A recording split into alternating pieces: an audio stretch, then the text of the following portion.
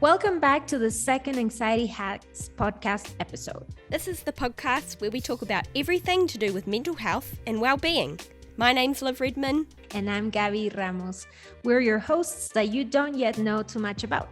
So in this episode, we thought we'd give you the opportunity to get to know your hosts a little bit better. We're going to share a little bit about who we are, our experiences with our own mental health, including anxiety and depression, and just giving you a wee trigger warning for today's episode as we do discuss suicidal thoughts. So I guess the first question is, Gaby, who are you? Just oh such my a gosh. broad question, isn't it? Such a short and complex question.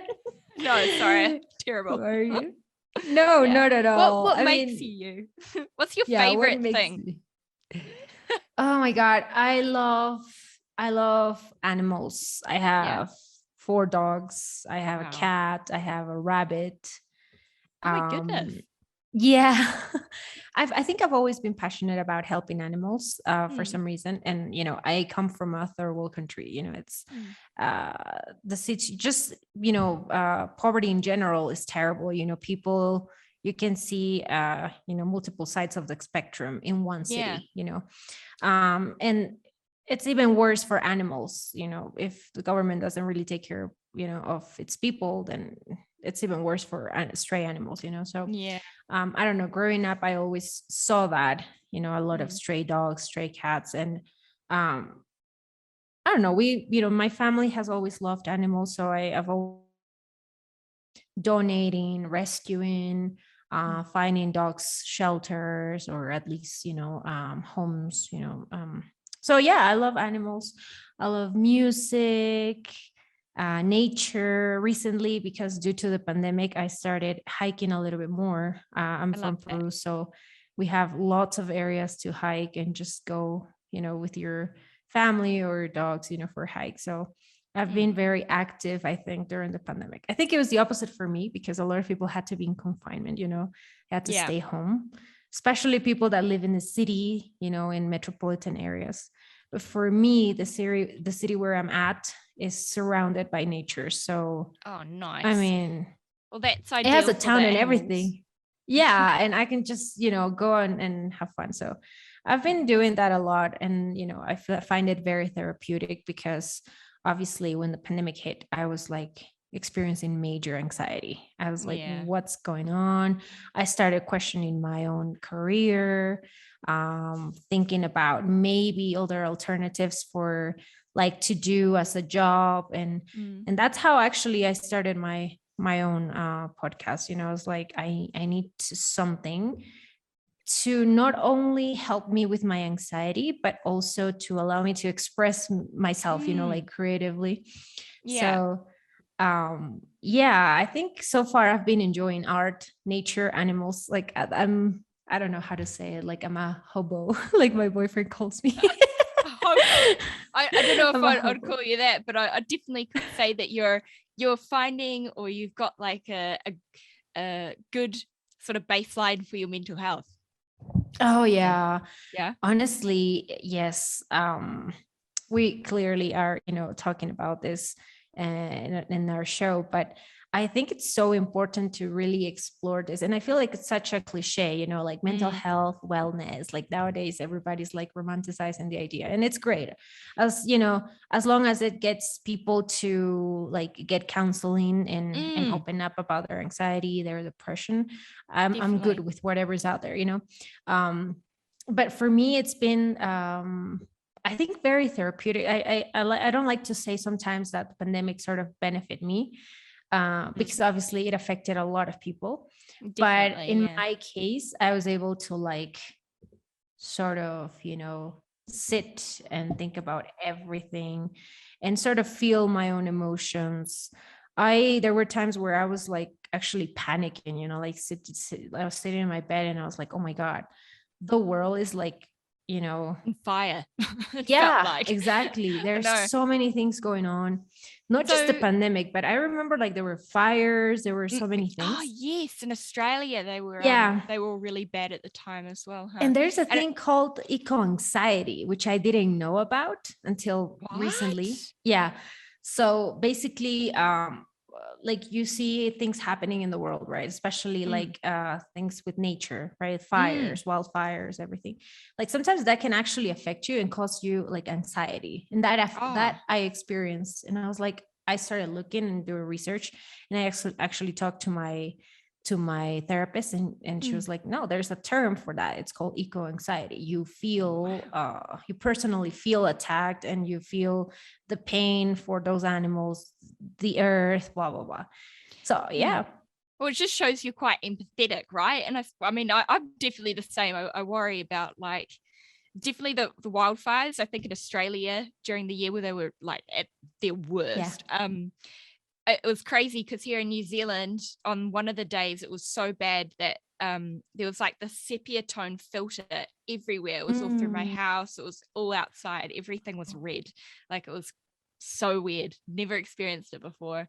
And and I think it adds to that whole thing of well, I'm pretty young, so I don't experience that too much, but like, you know, my family and being the oldest child, like you, there's always this whole thing of like, oh, what do you think you want to have kids? Or do you think you ever want to have kids? Which is like at the moment, it's definitely like oh, hell no. Like, do you think I'd bring someone into this world right now?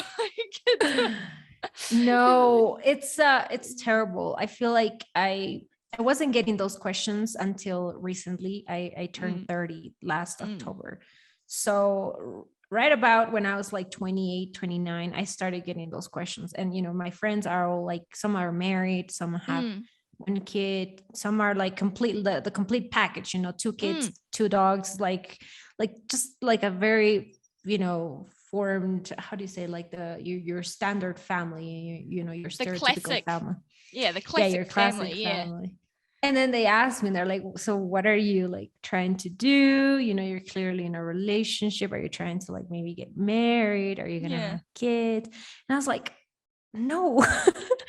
And it's not that I don't want that. It's just that I'm not ready. And you might think, you know, I thought that, you know, when I was in my early 20s, I was like, it's just for now. Like I'm thinking that's going to go away. But I feel like now that I'm 30, I'm still feeling that. And I don't know if it's because of the current situation of this world or my own struggles with, for example, I do have a lot of anxiety when I think about, for example, my future. And it's not that it's terrible or anything, or I don't have anything planned. It's just that I feel like I still have so many things to do. And, you know, having a kid, for example, is such, you know, it's a lot of work. And I don't know if you have thought about this, maybe not, but sometimes I think, you know, if I cannot deal with my own struggles, like obviously I don't experience, you know, chronic depression, but I do have depression. So I think, you know, if I can like fix me, like how am I going to take care of another someone person? else? You know? Yeah. No, that's I totally constantly in my mind, you know? Yeah. I mean, I've been at counselling and also seen a psychologist like a couple of weeks ago, and they were just saying how, because my parents had me when they were like 18. So of course, who the hell is ready for a kid at 18? Yeah. You know, surprise child over here. But anyway, but my mum, you know, she's battled with her own mental health issues, and just growing up and being around her anxiety, the psychologist says, you know, it rubs off on your kids. So I guess not that that's a bad thing to hear, but also it's definitely something that like makes you think even more in depth of like, do I really want to have a child? I mean, I'm 21, so I don't really have to think about that. But I agree, because you know, my mom and I have been trying to have these conversations around, you know, mental health. Yeah. And she doesn't tell me the whole thing, her whole experience when she was young. She had me at 20, so not too far from 18, you know. Oh, similar, yeah. So I kind of know for a fact, I mean, she did vaguely say it, but I know she was also struggling with her own mental health. Yeah. You know, she married too young, and I think I was an accident. Like, I don't think I was I was planned, you know. It's okay, surprise child too. And I feel like a lot of her dreams and goals got stuck, like stopped because of me. So she vaguely mentioned that, it was a struggle having me and having to take care of me, and, basically quitting everything else, and um, I don't want to say that my childhood was tough, but I did feel like at times I struggle a little bit, like sometimes I was in situations where I felt like my friends' moms or families were much more mature dealing with certain things. Whereas in my case, I was like sort of exploring the world on my own and sort of like navigating it with my mom too, and I don't know. I just remember it being like very like I had a happy childhood, but at the same time, I do remember that contrast, like looking at my friends' parents and being like, oh my God, they're just like in a much better situation, economically. For example, my mom had to work 2 jobs to like raise us. And my friends' parents didn't have to do that. It's like they were in a much more, I think, structured and safe home than I was, So I feel like all of that adds up because, that can affect, and that affected, I think, my mom's mental health, and at times I felt like when I needed to rely on her for anything emotional, sometimes she was not that available because she was busy trying to take care of us, Yeah. Exactly. So I Yeah. constantly think about that for me, like, am I going to do the same, I totally sympathize with that. Like you worded that so beautifully, and thank you for sharing that. Like I definitely felt the same, that whole feeling of going to a friend's house and they've got a family that's, I'm not going to say I have in my head more put together, but I think that's what society has kind of put in my head of what put together looks like. But having a mum who's going through uni and, like you say, you're just trying to discover the world with them, it's like it's different to grow up with. And I'm like you, I don't feel I had a terrible childhood, but I definitely think I had a lot of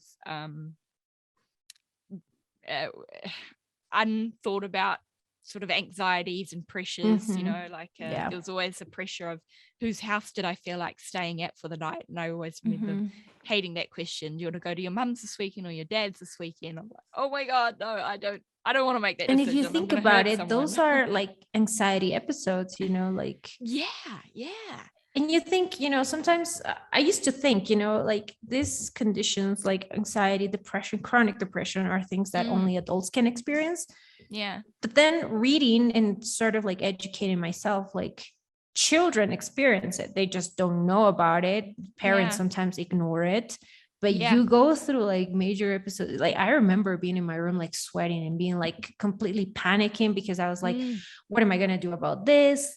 Or like there were situations where I was like, I had to be the mom because my mom was out working, and I was like panicking. And I remember that and I was like, holy cow, like I've been experiencing anxiety for a long time. This is not, when I was in college, I thought that was the first time. And I was like, no, it's not. It's like gosh. Yeah. And same here. And I find like even now, not that I'm super anxious about my family, love my mom and that, but like she had another, my little baby sister, like a couple of years ago. But I remember like just when she was pregnant and like talking to my friends about it and listening to their like life problems at the time, which were like, oh my God, like I don't know if this guy wants me or not. I don't know if I should continue this relationship. And I was like thinking about why are my friends worried about this and I have to be worried about where the baby's gonna be born, or I don't know, the stupid stuff that would go through my head. But it's crazy when you have to think about these things and you're like, oh my God, I'm just so anxious. Perhaps I don't even need to be, but anyway. Do you think that parents can like pass their anxiety on their kids? Like, definitely. It's exactly that. And that's what my psychologist had said the other day. She was like, oh, were your parents ever anxious as kids when you were a kid? And I was like, oh yeah, my mum definitely was an anxious person. Like And I completely get that. And she's like, yeah, well, it's inherent then, like, if you've experienced your mum as a child with anxiety, you're going to get that anxiety. Like, oh, okay. I don't know how that works for other conditions, but I suppose like she's had been through depression episodes and certain eating issues, and I haven't picked up on the eating issues, but definitely like bits of depression and like compulsive traits and things like that. So yeah, that's all right. That's why we go to counseling. And I'm glad that now more people, than ever are going to therapy and talking about this. Totally. I wish my mom had taken me to a counselor when I was a kid, because I think that would have helped me sort of understand my emotions. Yeah. And also why I was feeling the things I was feeling, like because of, my mom was working full time. She divorced my dad, my biological dad, and he was like a complete ghost in my life. Like he was like typical like dad who's like absent. I'm so sorry to hear that. Yeah, I mean, it's fine because she married again when I was like 10 or 11, cool. I think. And he was great. He was a great dad. So I think it was only a portion of my childhood that I was like alone, but I think it would have helped me to talk to somebody, and I feel like now in 2022, I think parents are doing fantastic. I've talked to friends that consider and look at their kids and they think maybe I'm not the best person to help this kid, explore this, whatever he or she is going through. So let me just take her to see somebody else, somebody professional, because a lot of times we think that because you are a parent, you automatically have all the answers. Yeah. Like you're supposed to know everything. And if you have a problem, talk to mom or dad. But a lot of times, and, I'm sorry to say that for every parent out there, but a lot of times you don't have all the answers, and it's better for a professional to explore, these things with your kids.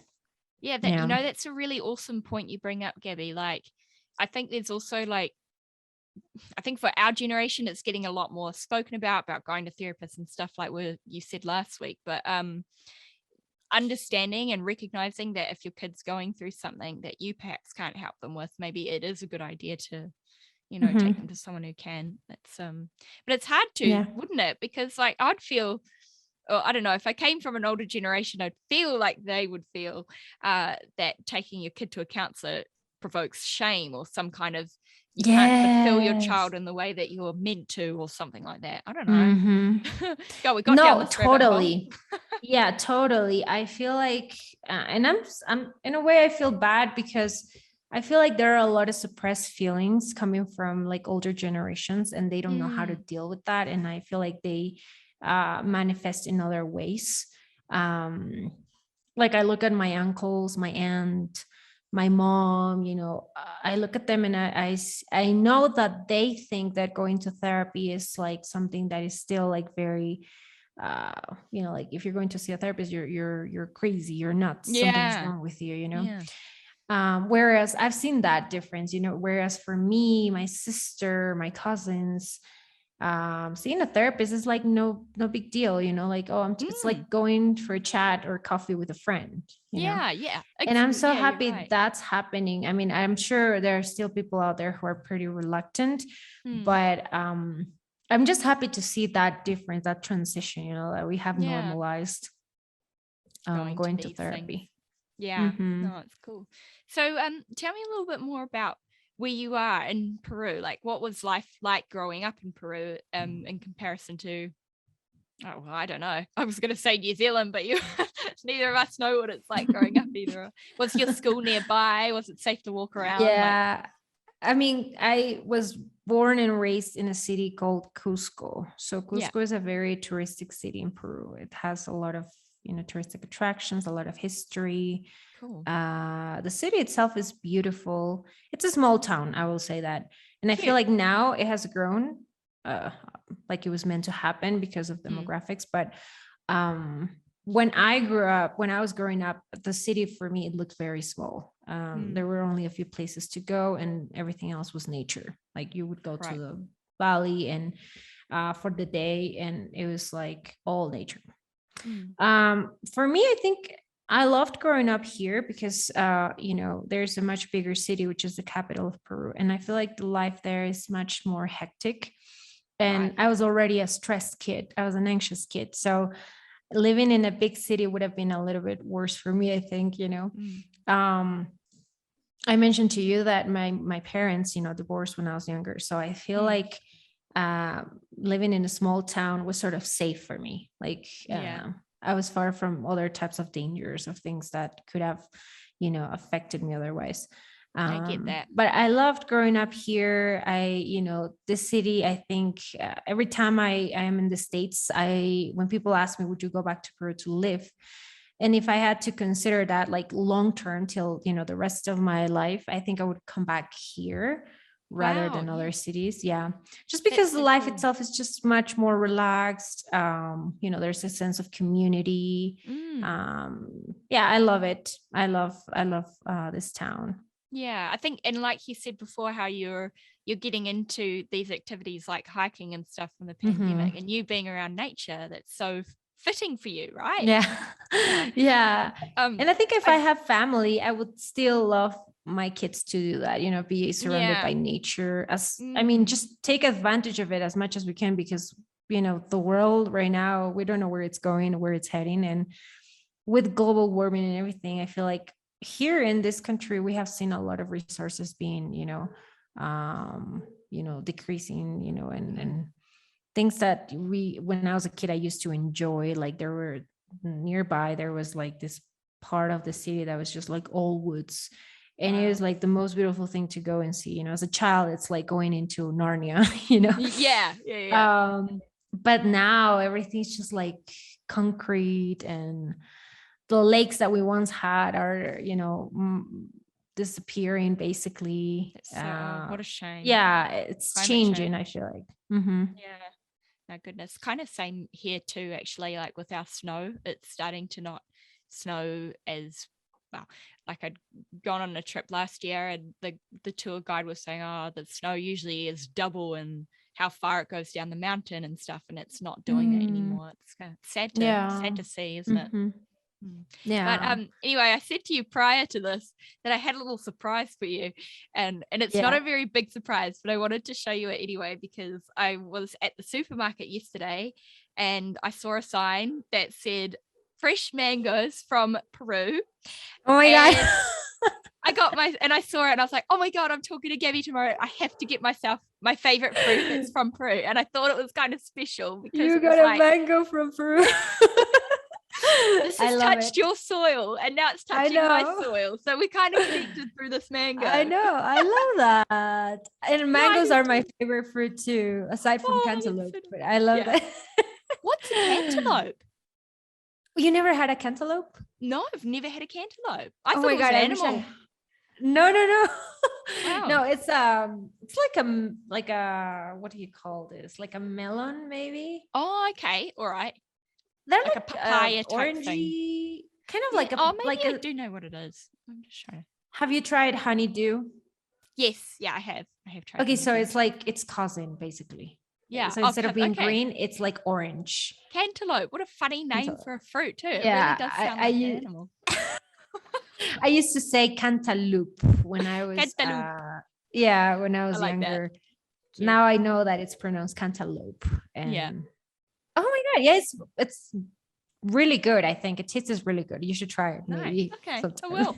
I have to come over to Peru and try it. Maybe go to the mango fields. I would have thought they're everywhere, but then now that I think about it, for example, there are fruits in Asia that we probably don't know of, and even in Peru, there are like fruits in the jungle, like around the Amazon, that I have never tried. So I feel like each country also could have like different little species of fruits, I think. Yeah, cute. Or vegetables that we have never tried. Yeah, totally. Anyway, I could actually talk to you about fruit for ages, because I think you guys have one of my other favorite fruits, a feijoa. Do you know what a feijoa is? I think it's actually called something else, but anyway. That's not why we have like these cactuses called tuna here in Peru. Tuna. And like, Yeah, and it sounds like tuna, like the fish, but Yeah. it's like little cactuses, and you cut them, and then like it's good. And people, so I had a friend from, I think it was like Hong Kong, no, Taiwan, and she had never tried it, and she's like, "Oh my god, this is the cutest thing! It's like a little cactus. I was about to plant it, in my house." And I'm like, "No, it's a fruit. You can open it and eat it." Oh wow, that's so cool. Mhm. Yeah. Very nice. Oh well. So how are you these days, Gabby? Do you still see a counselor or some kind of therapist and things? Yeah. So, well, when I was in college, I was actually going to see like in person, get counseling. Then I graduated and started working, and that sort of stopped. And after 2 years of working, from college, from graduating, I came to Peru, and here is a little bit more challenging to go see a counselor, just because I feel like you have to find the right person and build a relationship with them before you start like opening up. At least that's my experience. When I was in college, I saw, I think, 3 different counselors before I actually felt comfortable talking about my life, and they ask you everything. You have to be willing to open up and talk. I had this my last counselor in college, she wanted to explore everything from my first memory. Oh wow. And it was like full on. Yeah, and it was like, the way I can picture this is like an onion that you keep opening and opening and opening. It's like it has layers. Yeah. And she helped me understand, for example, why I think in a certain way, why I feel certain things. Some fears that I have, I didn't know they were connected to other things, So I think that was a very, very, I think that probably that was my favorite counselor. Now, when I came to Peru, now that I'm here, I've been here for over 2 years, I think, pretty much since the pandemic started. So that was early to 2020. Yeah, about then. Yeah. It was impossible anyway to see somebody. So what I did was go online and look for counselors online. And I found different platforms. I found a clinic in Lima, which is the capital of Peru. And they did everything virtual. So I started with that. Yeah. Mm-hmm. But you know what? I still had to like explore my options. Like I talked to a lady that she was nice, but I just didn't connect. Like I didn't feel like I wanted to open up or talk about anything. Then I talked to somebody else, and I sort of like started testing, the waters. And now I feel like I'm comfortable with my current counselor that I have. And we don't talk often because, I think she considers I'm not in need for an actual treatment or, some type of therapy that I need for specific things. I think at this point I've already gone through the hard part, and I just do like a what do you call, like a maintenance kind of thing. Maintenance appointment. So we talk like maybe once a month. Whenever I need to, I can reach out and have a session. I do make sure that at least once a month I'm talking to her, because I think even if I'm not going through like extreme situations, like just, work or daily things can stress you out and you don't even know, but you need to talk to somebody. And I find that, some people say, oh, you just talk to a friend, but I feel like sometimes you need that perspective, that extra layer of knowledge, Talking to friends is therapeutic too, but I feel like it's always good to talk to somebody.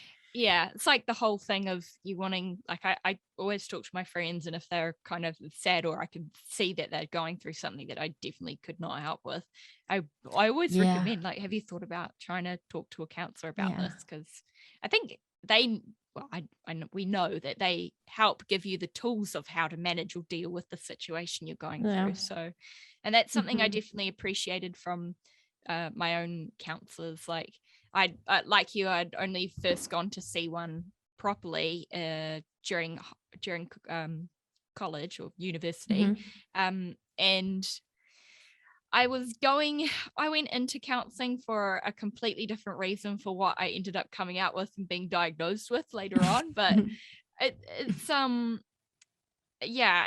such a journey. It's such a time of learning about yourself. And now I've moved on to another counselor because I had to leave the uni counselors, and she is just so amazing. Like, honestly, the best person for me to be talking to.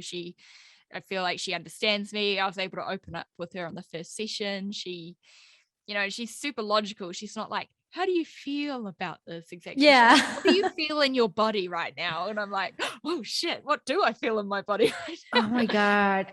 You know what?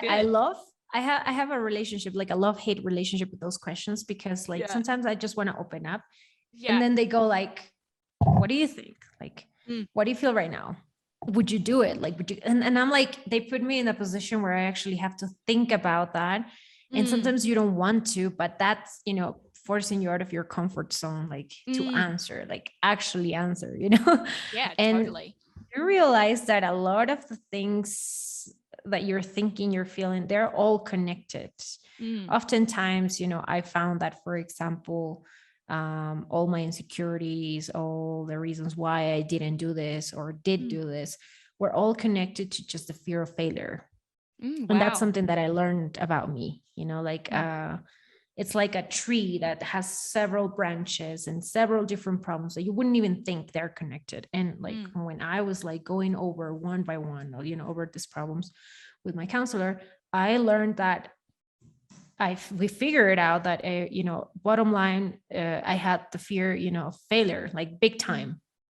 And that was stopping me from doing many things, trying different things, or sabotaging my relationships, or self-sabotaging like my own projects, like and I think that's one thing that is important to explore with a professional, because like you said, I had many situations where my friends were telling me their issues and very serious problems, and I was like, as much as I can listen to you, what if I give you the wrong advice? Like, totally. What if I tell you something that I think is good and maybe it's not, Yeah. And so I think it's important to always talk to somebody who will, question your motives, but also like guide you. Because I think it's also important to say that not all therapy sessions are the same. I had a friend who told him had never had therapy before or went to therapy, and she thought that it was like, how do you feel about it? Or like, what do you think about it? Like that type of session, Yeah. Or you were immediately like medicated for something. Right. But going to counseling is there are so many types of treatments, so many ways to explore. I think you have to first figure out what works for you. And that's when a good counselor comes into place, like he or she will figure out with you, like what works with you, what makes you open up, speak up about something, it's like, it really is like a lot of work. So yeah, it's important to see a professional when you're experiencing anxiety. Yeah, definitely with the anxiety, and like when you're feeling really down and stuff as well. If you can't manage it, well, that makes sense. I was going to say, in terms of the counselors, I used to, and I think you were right in the sense of people thinking that perhaps if you go to a counselor, they're going to diagnose you with something, or they're going to put you on some kind of medication. But actually, I don't think my one at least can't do that. They, help you with the symptoms or whatever, but can't make you go on anything. So that's kind of a nice thing to know if you haven't gone to a counselor before, that you don't have to worry about being diagnosed or medicated straight on the spot. You're going to a crazy home right now. Yeah, no one's gonna lock you up the first session, or like give you medication. It's very complex. It's a very complex and slow process too. Like you can't rush this. You can rush what you're feeling. It's like it takes time. It takes time, definitely. So I wanted to touch a little bit more on your experiences with anxiety and depression. Is that all right? Yeah. Of course. So yes. Do you manage these today, and how do you go about managing them? Oh my goodness. Give me one second. It's all right. I feel like somebody came home. Like this is my aunt's building next door. Oh, are you in the they're office quiet now. again? Yeah, they're quiet now. It's because they're doing renovation where I'm living. So it's like, I want them to end. I told them today, like, I want you guys to finish. All right. So how am I managing now my anxiety and depression? Okay. So for me, it's been quite a journey, and I'm happy to say that at this moment in time, I am good. Like I feel good. That's awesome. My lowest point, I think it was when I was in college, and for many reasons. One, because my parents, my mom and my stepdad, they had a happy marriage for a long time, but they were also like experiencing a little bit of a a fallout. So I noticed that, and it was affecting me, even though I was no longer underage, or like I was in a vulnerable position, I still like sort of, I don't know, got affected by their struggles. Also, college itself, it was really hard. I was experiencing a lot of doubts, like what to study, what not to study, and then on top of that, during college, I was dating, so I was like, I went through a terrible breakup. Oh, I'm so sorry. Specific during the first, like when I was maybe a sophomore year, like that was like the second year of college.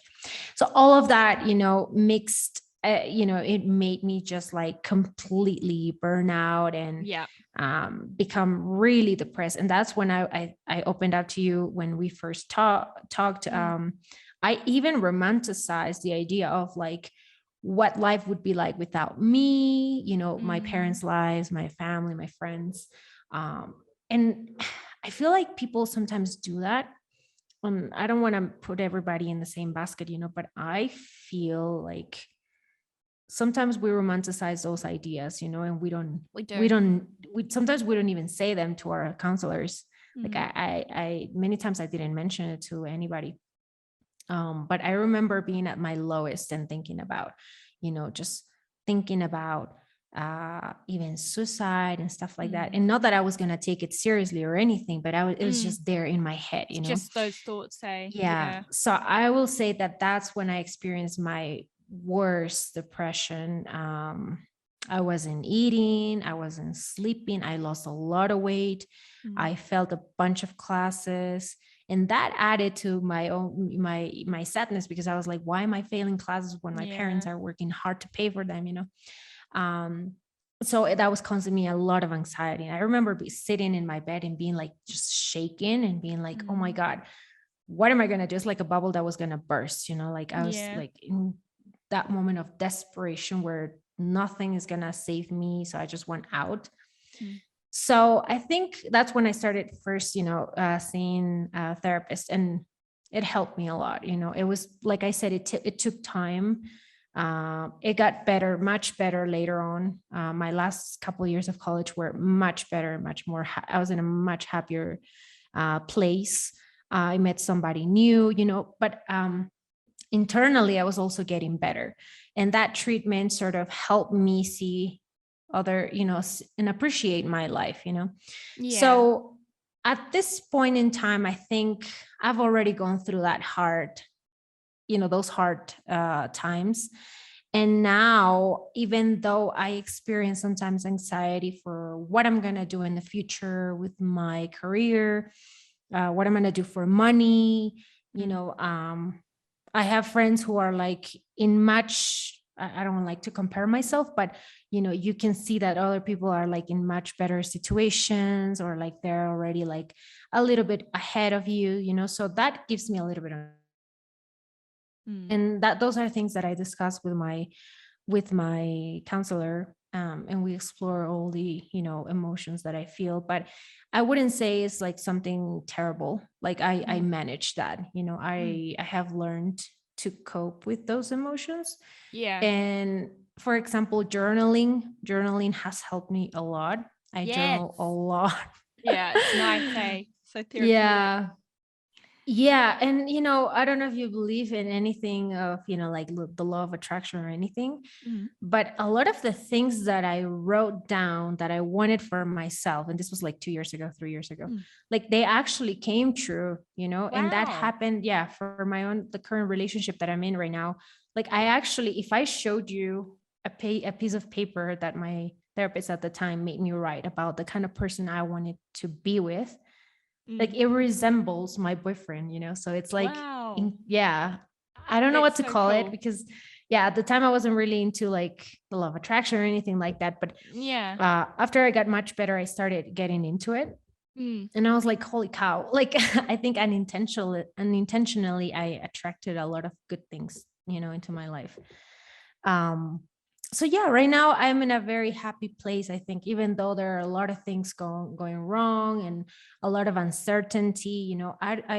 I'm not depressed as I was before.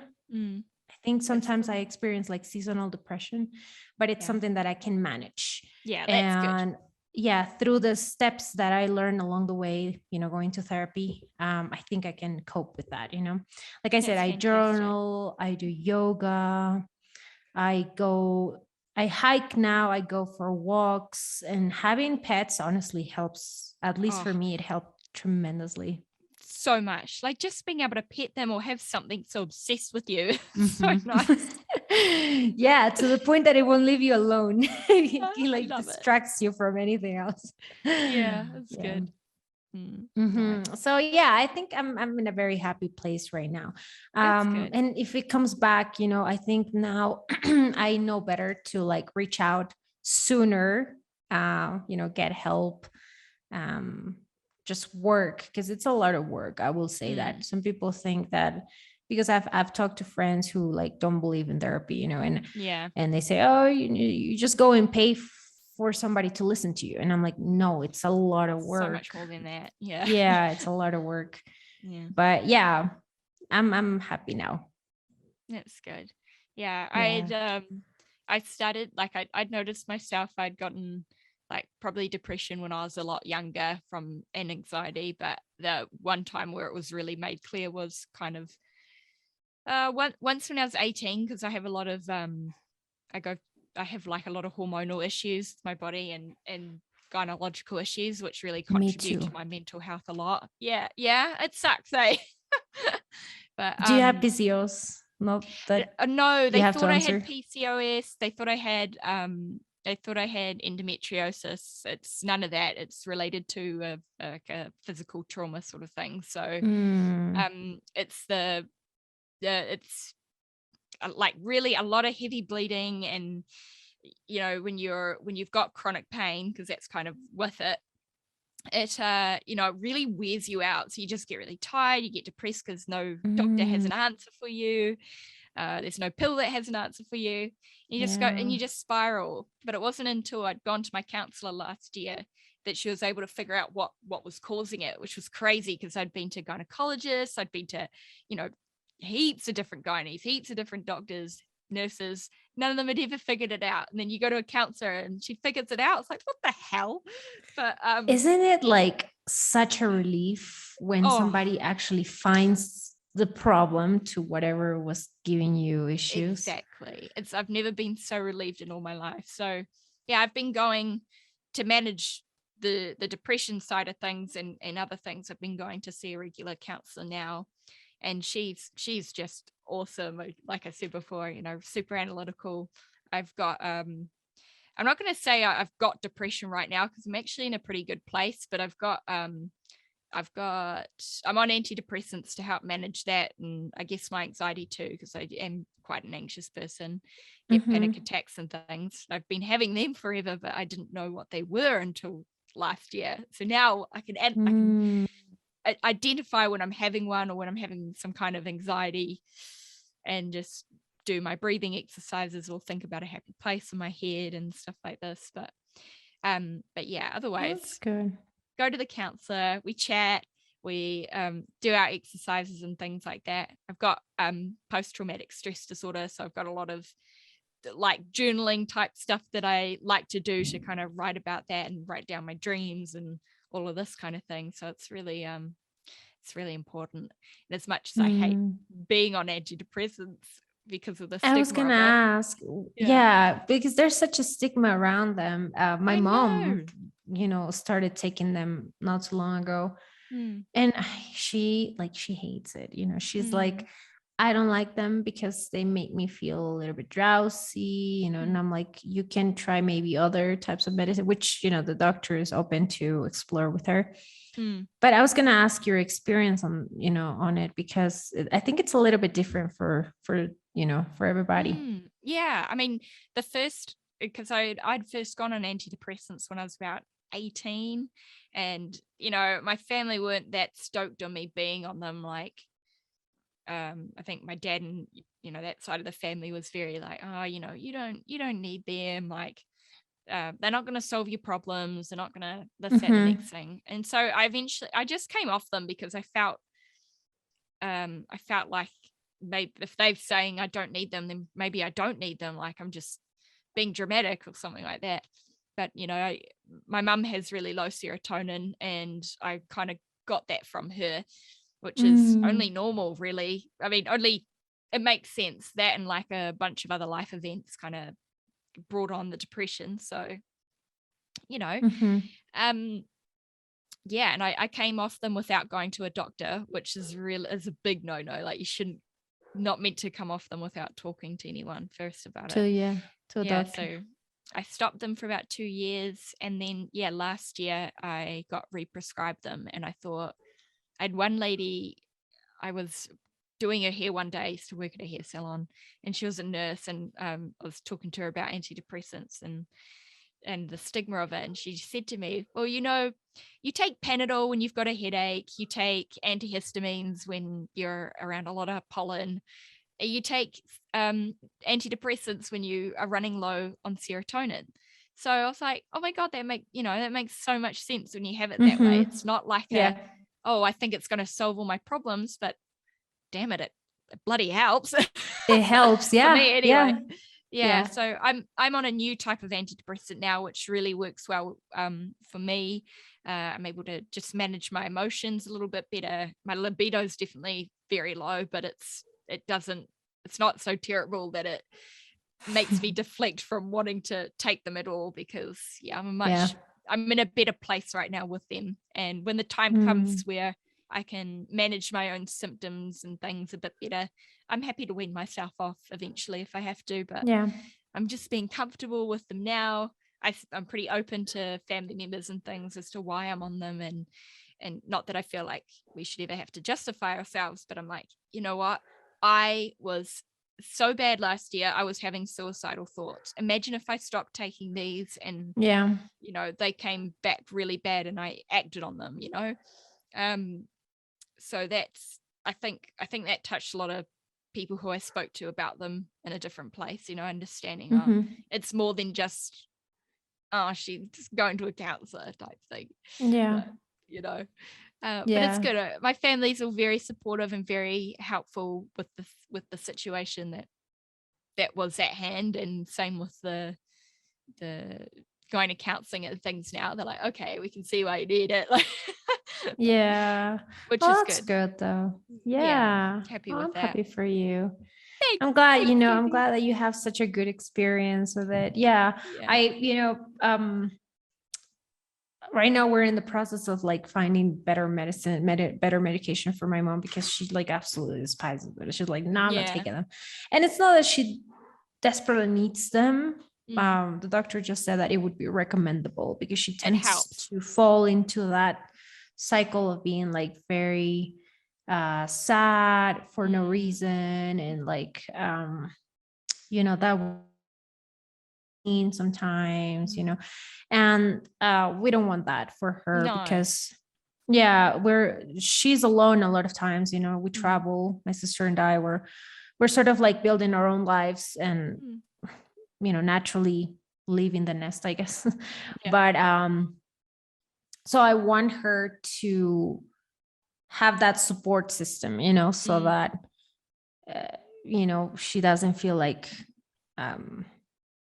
she doesn't feel alone, or like extreme, or like suicidal thoughts, and that's one thing that I I want to discuss and explore with this show too, because I feel like just like we talk about therapy, just like we talk about going to see a counselor, I feel like it's also people are still very quiet about like their own These thoughts regarding suicide. Oh my God.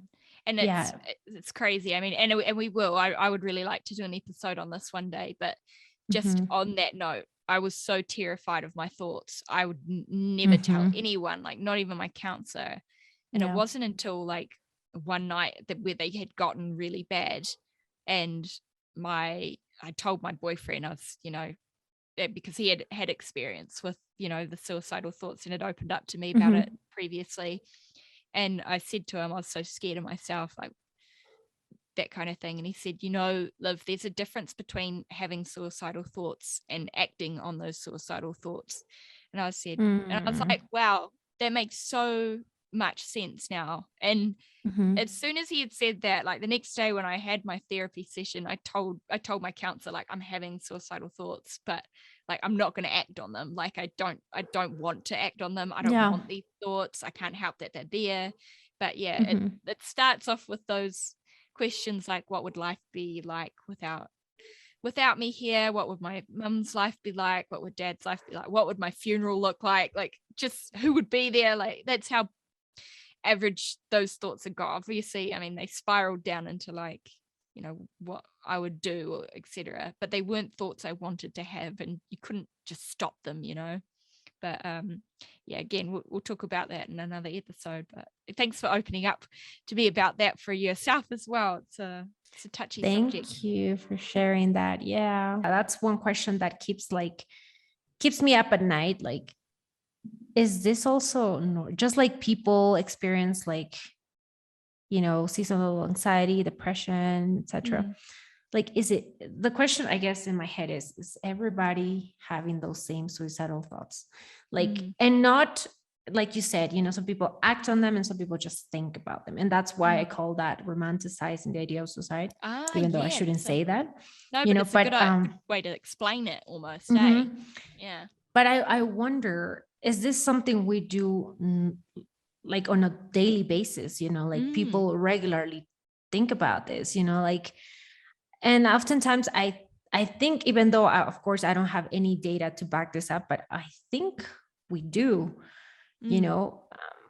I've talked to close friends where, and they have told me, yeah, sometimes I think about it. And even though it's all fun and games, like I romanticize the idea like of suicide, like sometimes you're in moments where everything's so hard. Like I want to quit my job. I have no money. I have this, I hate this person, and like, sometimes you romanticize like, oh my God, like, I don't want to be here anymore. Like I'll kill myself, So I wonder, if more people have those thoughts than what we think, And I'm wondering what the line is of where suicidal thoughts begin, because if I was to think back to like the days where I was in intermediate, I think you guys call it middle school, is that like, when you're about 11 or 12, if a kid was crying or something, or your friend was crying and they were, go to the bathroom and you help cheer them out, like, just splash some water on your face, sweetie. And they'll be saying stuff sometimes like, God, I wish I wasn't here. Like, perhaps they're talking about not being here as in not being at school, but also things like, I didn't even ask to be born. Like, where does it start? Where does it end? I'd love to talk to someone about that. I haven't. Yeah. I honestly, that's such a question. It's like, what came first, the egg or the chicken? That's like a question that when I think about, it's kind of like something that keeps me up. And when I shower, I think about it and I'm like, oh my God, like when does it begin? Like even sometimes I'll see videos on TikTok where people go like, oh my God, life is so hard. I didn't ask my mom to be born. Like, there are like kinds of videos like that where people like question like their existence. And I'm like, oh my God, like we actually joke about not being here. Like, is this normal? I know. Yeah. Like, is it normal? It's like, what do they call it? Like when you have like me, I would never express this over a Zoom call or to, the Anxiety Hacks followers, but like I have a very sadistic type of humor, and it can get really bad sometimes. But and I brought this up with my counselor because I was genuinely worried about it for a while. I was like, I'm laughing at the most up shit. Yeah. Like, there's something wrong with me. And she said, did you know that humor is actually, and making jokes is actually one of the most mature ways to deal with trauma, or to deal with grief and stuff like that. I was like, really what? I better get that fact checked, because maybe she wasn't right on that, but it made me feel, oh my God, so much more normal. Like, that makes me feel better too, because at one point I was like, am I twisted? Yeah, I guess like that. Something really messed up would come up on Facebook, and I'll be like, oh my God, why am I laughing right now? You cannot laugh at this. Anyway, I wouldn't laugh at them anymore. But when you're in a really depressive state, sometimes the things that everything is funny. I don't know if you went through that, but when I was like really depressed, everything is funny. Yeah. I would have like the worst things happen to me. Like, I don't know. I had an exam. I would lose or I had to turn in a paper. I would lose those papers. The worst shit would happen to me in college. Yeah. Specifically the first 2 years. Those were the worst years for me.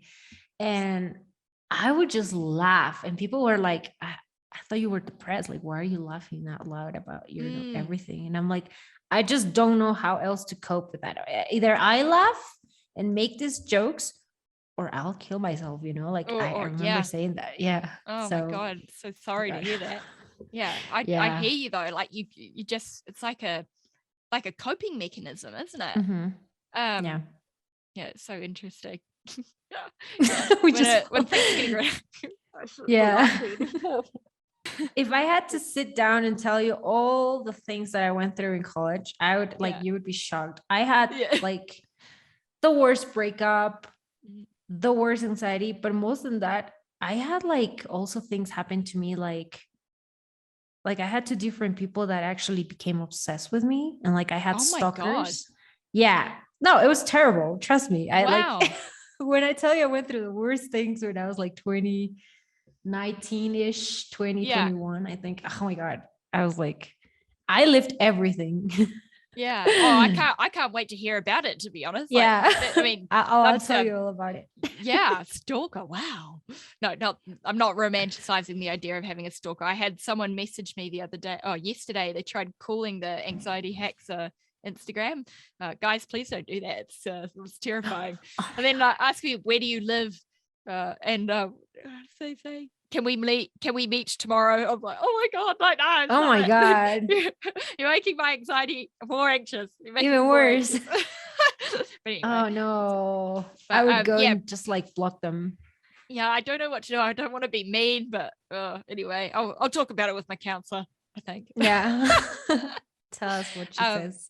But yeah, I'd love to chat more about the whole breakups thing, because like you, I mean, I don't have a crazy terrible experience in college, but I had my long-term boyfriend and I broke up after the start of my second year in college, and it was just the worst. It was the worst time of my life. No, not the worst time of my life. I take that back. But like, it was a really hard time in my life that I wish it hadn't been. I wish I'd powered through it. But anyway, well, thank you. Yeah. Thank you for opening up today. Thank you for chatting with me and listening to me too. And thank you guys, everybody listening to the episode today. For joining us and listening to me and Gabby's, what I would say at the moment is seen as quite a tough conversation, but I love this kind of thing. These are deep conversations that you take and you process from, and you can actually learn from. So I've really enjoyed hearing about your experiences. Yeah, I think the intention is to normalize talking about these things, just like we sit down and chat about work, about what's happening with you and your family, your friends, or social media, I don't know, celebrities, just like we talk about anything else. I think it's important to just sit down and talk about this, our mental health, just normalize it as much as we can, so that people don't feel alone, and also see that you're not the only one. Potentially, you're not the only one thinking about those, having those thoughts or going through the same things, so I don't know. I feel like it's important to have these conversations, and we're going to continue interviewing people that are much more wiser than us probably and much more experienced. So next week's episode we're going to share our conversation with Christina Pilo, which I'm so excited about. I love how you pronounce it. Did I say it right? Yeah. Oh, sorry. Yeah. Christina Pilo. I'm trying to practice my pronunciations to be a bit more. Oh, you have a really good accent. Oh, thank you. Oh my gosh. Thank you. Okay, cool. Well, thank you for listening, everybody. If you want to hear the audio version of this podcast, it's now out on all podcast platforms except for Apple Podcasts at the moment, but that's okay. That should be available soon. But for now, I think we're good on Spotify. I think it's the most mainstream. The best platform to go and listen to it right away. Cool.